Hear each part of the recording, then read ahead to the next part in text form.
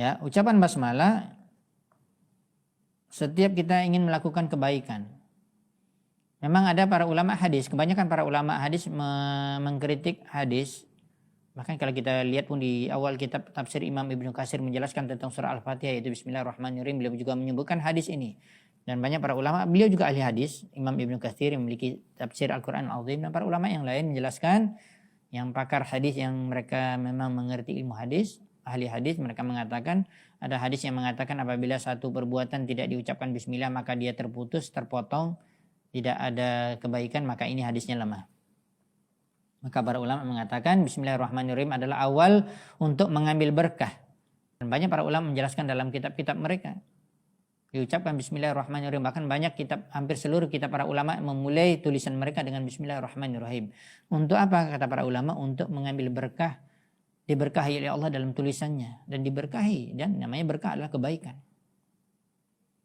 Setiap perbuatan kita, setiap secara umum. Kemudian ada perbuatan-perbuatan khusus yang juga diperintahkan oleh Nabi untuk mengucapkan bismillah. Seperti apa? Seperti memulai makan. Nabi SAW mengatakan, samillah. Ucapkanlah nama Allah, yaitu maksudnya basmalah, itu mengucapkan bismillah. Dan ini yang juga pernah kita sampaikan, para ulama menjelaskan bahwa untuk mulai makan dengan ucapan bismillah, hanya sebatas bismillah saja. Tidak menambah ar-Rahman-ir-Rahim. Jangan kita baca bismillahirrahmanirrahim karena tidak ada dalil. Yang ada cuman basmalah, yaitu hanya ucapan ringkas bismillah. Ya, ini perlu juga dipahami oleh kaum muslimin. Begitu juga ketika kita kenyang, ketika kita sudah selesai makan, kita ucapkan alhamdulillah. Enggak ada dibaca alhamdulillah rabbil alamin, tambah rabbil alaminnya ada, karena enggak ada dalil. Ya, dikatakan hamdalah. Ya.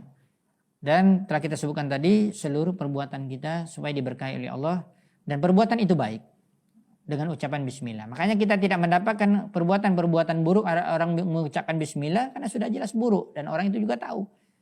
Ada orang mau minum khamar baca bismillah enggak ada. Ada orang mau merokok baca bismillah enggak ada, bahkan dengan tangan kiri. Ya.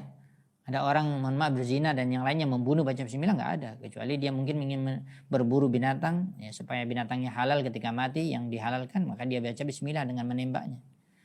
Ya. Nah, ini yang perlu dipahami. Termasuk juga tulisan-tulisan kata para ulama diawali dengan tulisan mengucapkan bismillah dalam rangka apa? Supaya tulisan kita diberkahi oleh Allah Subhanahu wa taala. Baik tulisan misalnya karangan buku ataupun termasuk surat, kita menulis surat apalagi nasihat.